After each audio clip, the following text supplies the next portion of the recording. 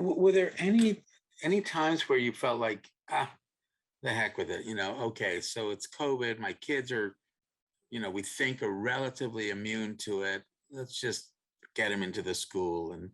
And if that is the case, and I don't want to put words in your mouth, if that is the case, I wonder how the teachers then felt if the teachers are not immune to COVID. So Dave, did that ever cross your mind? Let's just get my kid back into the classroom. I I'm a voracious reader when it comes to this sort of stuff.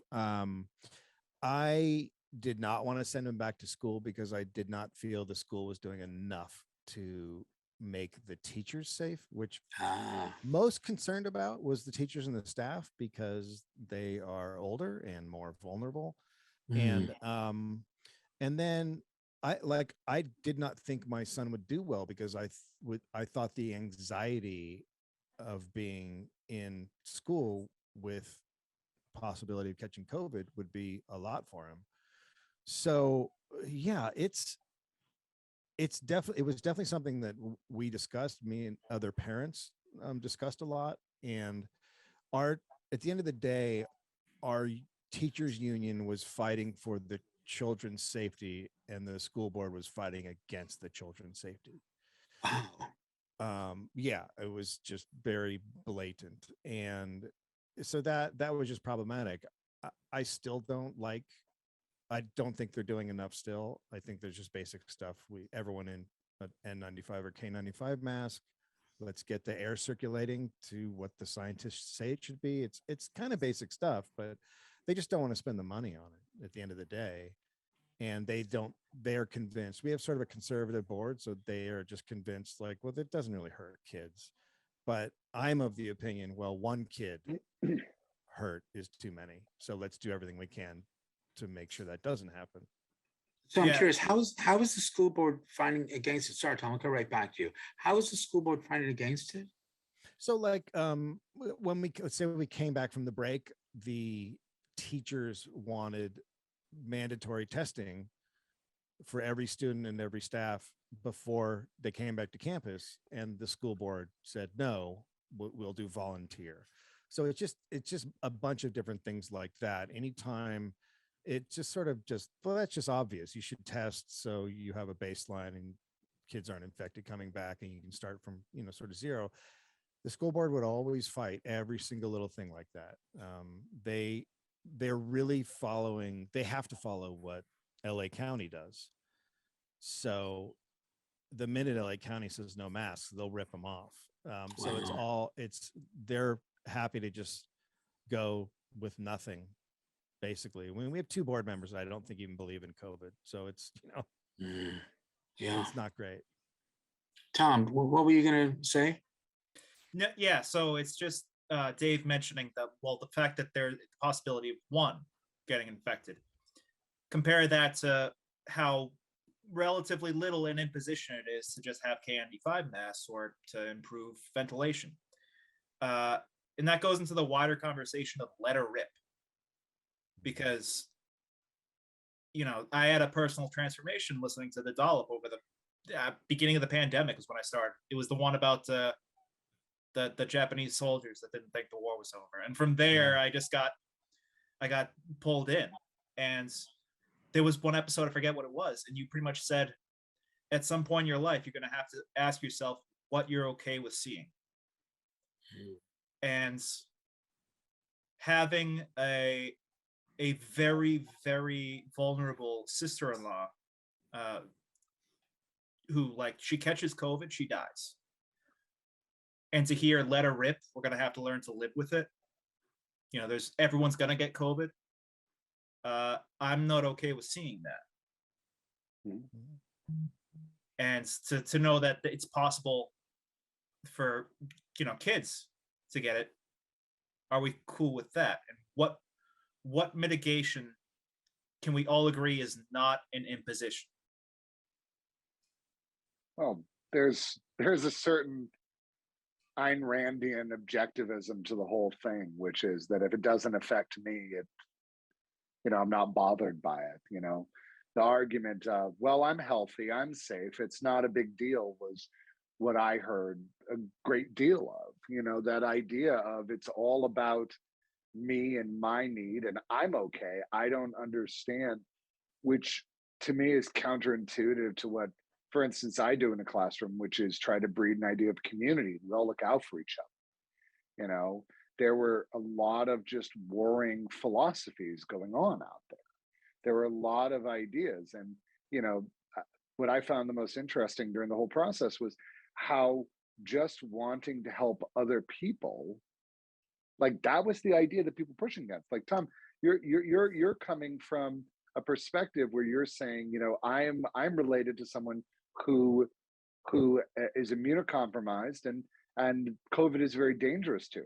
But the thing that's really interesting in my mind is, and I mean this in a good way, I don't need that reason to do the right thing. Like we're going through a pandemic. We should all look out for each other. We don't know who is going to. You have someone who obviously is immunocompromised. However, we don't know if any of us are. We don't know until it happens.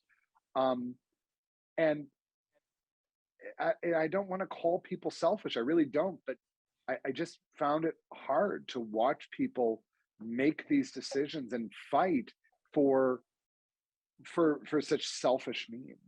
Again, like, I didn't know who your sister was, but I knew when this started that I had to do what's right for people like that, whether or not I knew that person directly or not. And Chris, at the outset of this, I was one of those people. I Really? thought, yeah, I was like, well, I'll be fine. Why don't you just stay inside? And yeah. And I remember it was early on, we were talking about, lockdowns. And we were talking about, well, people were saying, are we just willing to sacrifice people for the economy? And my response was, well, don't we do that already with the amount of people that die in rush hour traffic in their morning commute? We don't. I mean, yeah. We don't. And that was a dismissal. And I'm like, well, how about more people just go remote? How about more people take public transportation? I didn't think that. I thought, well, let them on the highway. Maybe they'll die. That's our society, though. I mean, our society, at the end of the day, if you went to another country, you would see commercials and being constantly barraged with the right thing to do and the thing to keep everybody the most safe. That's happening a lot of most countries, I would say, that I've seen. Our society doesn't do that, and our government is not saying the just basic things. It should just be a repeating, wear a mask, let's get the air ventilated. It should just be a constant thing that we're hearing, and so we don't hear it. So we are all on our own. And you're talking about an individual sort of outlook of it, but why wouldn't you think that based on everything that's happened? This isn't a societal response. So I totally get it. It's funny that you bring up that idea, but about a month or so ago, we took the first kind of vacation since COVID started. We went to St. Martin, and all of the signs in St. Martin were exactly like what you were talking about. They were all signs about helping other people. They were all about, like, think about the person next to you. Think about this. Like, think about your choices when they were talking about COVID. And when you look at us, it's almost like, come on, wear your mask. Come on. And that turns into the Chinese finger trap, where people dig in their heels. And like me, I was like, turn into the great cornholio. Are you threatening me? When really it's just common sense advice. But it did turn into a politicized thing that it didn't have to be at all. Yeah. Mark, you got a thought about this, how COVID became politicized? Well, it absolutely became politicized. I mean, there's no question about it. I mean, one of the first things we chose to do in my family was turn off the news, because that was, the media, if it bleeds, it leads. And they were doing everything possible to put fear in the people. And that was upsetting to me. I did not like that at all. And I did not like how it divided the country politically. You're either on this side or you're on this side. There was no middle ground during that whole early, 2020. That's a whole nother conversation though. Mm-hmm. So you think that people were trying to put fear in, and other people were then saying, don't worry about it? I mean, because if there's a divide, if one group is saying put fear in, then the other group. Well, that was the media, right? So that's Okay. it's not a political group necessarily, although arguably, the media is slanted to one side, but they were, how do I get more eyeballs? How do I get more advertising dollars? Well, let's just put the clicker up and show how many people are dying. Let's show the ventilators, being pulled into the hospitals. Let's ease into this without the fear mongering that went on in the beginning of it. And I know that we had to pull the alarms. I get that, but the way they went about it, I thought was really distasteful, and it did create a I don't believe you, therefore I'm on that side. And then all of a sudden it splintered and chaos erupted. I mean, it was I think we all lived through it, so we saw it, but I feared for our nation for a while. Because of COVID, or because we were going to have a civil war? Because some people didn't believe COVID and some people did. I felt that we were lining up a civil war. Interesting. Yeah. Interesting, isn't it? There always needs to be a common enemy. I mean, if you think about wars have one group against another group. I mean, I know it seems sort of silly to say it, but that creates this divide. Whereas my disappointment about COVID is COVID was an opportunity, and still is, to remind us of our commonality, that we're one group. Everyone is vulnerable to disease. Doesn't matter who you are. Some people more vulnerable than others. But the reality is this virus is a living organism that is adapting. It has its own IM. Remember, everything is an IM.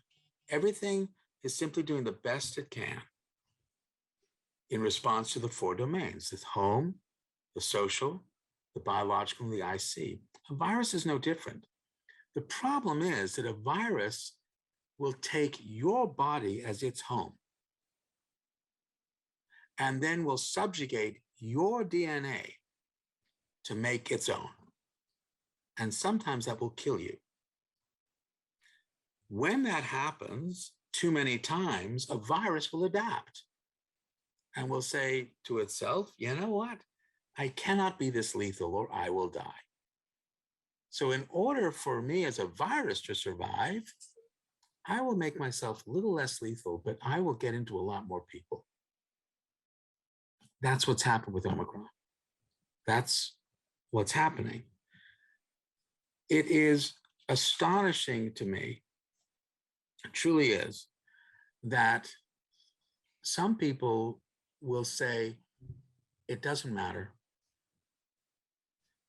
I don't know whether the people who don't believe in COVID don't believe in measles or mumps or rubella or any of the things that they all have been vaccinated against. Polio. We have a mandate in our country in schools that in order to go into a school, you need to have basic vaccinations. Am I missing something here? And yet somehow with this new one, it's become a different way of viewing things. I'm curious from a teacher's perspective, Christopher. Yeah. What was it like for you to know that some people didn't really think COVID was real and that you were then potentially at risk? it was hard because there are people within my my family circle who struggled with that on different levels. There were people who were not who believed that COVID was not as dangerous, and then there were people who, to your point about the vaccines, the argument I kept hearing was, "Oh, the vaccine happened too fast. It happened too fast. Like it's not. Oh, I'm not against the vaccine, but I don't think it's safe yet." Arguments like that. But again, to me as a teacher, it wasn't my colleagues. My colleagues tend to make the right decision. Um, but I would hear about students and their families that were still making dangerous decisions during COVID, who were going out, who were going to family parties, who were going to stuff like that. And when it was remote, obviously it didn't bother me as much. But when they started to come back to the classroom, I almost, I don't know, I almost felt insulted by it. I felt insulted that I was, I don't want to say I begrudged them or anything like that, but like I was following the protocols. I was going home. I was keeping myself safe. I was making good decisions for them. And then I would have students that would come in and say, "Oh, my family went to this big family barbecue this weekend, or went to this and went to that."